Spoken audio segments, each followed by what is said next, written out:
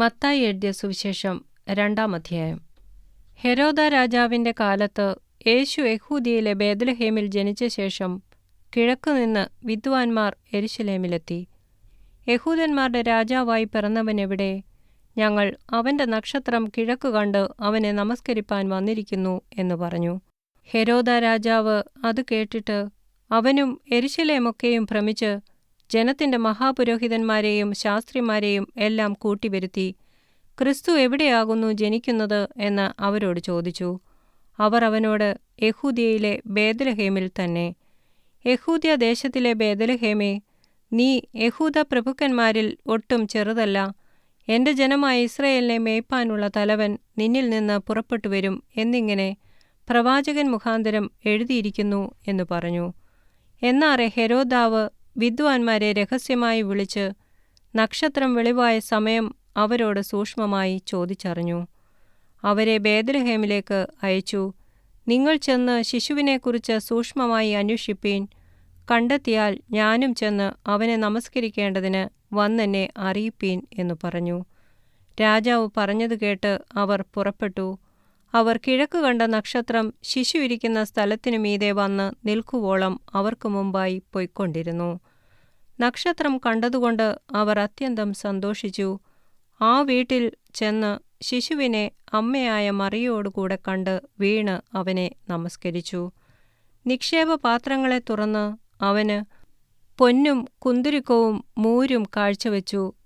ഹെരോദാവിന്റെ അടുക്കൽ മടങ്ങിപ്പോകരുത് എന്ന് സ്വപ്നത്തിൽ അരുളപ്പാടുണ്ടായിട്ട് അവർ വേറെ വഴിയായി സ്വദേശത്തേക്ക് മടങ്ങിപ്പോയി. അവർ പോയ ശേഷം കർത്താവിന്റെ ദൂതൻ യോസഫിന് സ്വപ്നത്തിൽ പ്രത്യക്ഷനായി. നീ എഴുന്നേറ്റ് ശിശുവിനെയും അമ്മയെയും കൂട്ടിക്കൊണ്ട് മിസ്രയീമിലേക്ക് ഓടിപ്പോയി. ഞാൻ നിന്നോട് പറയും വരെ അവിടെ പാർക്കുക. ഹെരോദാവ് ശിശുവിനെ നശിപ്പിക്കേണ്ടതിന് അവനെ അന്വേഷിപ്പാൻ ഭാവിക്കുന്നു എന്നു പറഞ്ഞു.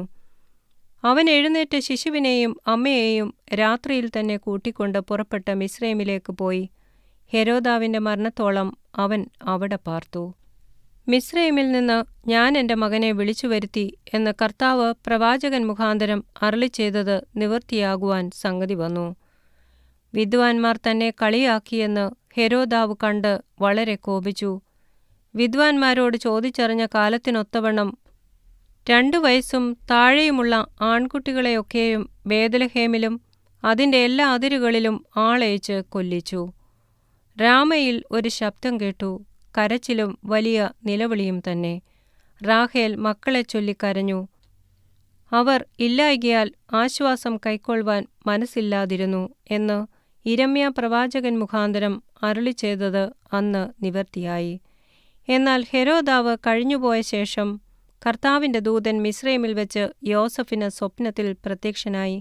ശിശുവിന് പ്രാണഹാനി വരുത്തുവാൻ നോക്കിയവർ മരിച്ചുപോയതുകൊണ്ട് നീ എഴുന്നേറ്റ് ശിശുവിനെയും അമ്മയെയും കൂട്ടിക്കൊണ്ട് ഇസ്രയേൽ ദേശത്തേക്ക് പോക എന്നു പറഞ്ഞു. അവൻ എഴുന്നേറ്റ് ശിശുവിനെയും അമ്മയെയും കൂട്ടിക്കൊണ്ട് ഇസ്രയേൽ ദേശത്തു വന്നു. എന്നാൽ യെഹൂദ്യയിൽ അർക്കെലയോസ് തന്റെ അപ്പനായ ഹെരോദാവിനു പകരം വാഴുന്നു എന്ന് കേട്ടതുകൊണ്ട് അവിടെ പോകുവാൻ ഭയപ്പെട്ടു. സ്വപ്നത്തിൽ അരുളപ്പാടുണ്ടായിട്ട് ഗലീല പ്രദേശങ്ങളിലേക്ക് മാറിപ്പോയി. അവൻ നസറായൻ എന്ന് വിളിക്കപ്പെടും എന്ന് പ്രവാചകന്മാർ മുഖാന്തരം അരുളിച്ചെയ്തത് നിവൃത്തിയാവാൻ തക്കവണ്ണം നസറേത്ത് എന്ന ഗ്രാമത്തിൽ ചെന്നു പാർത്തു.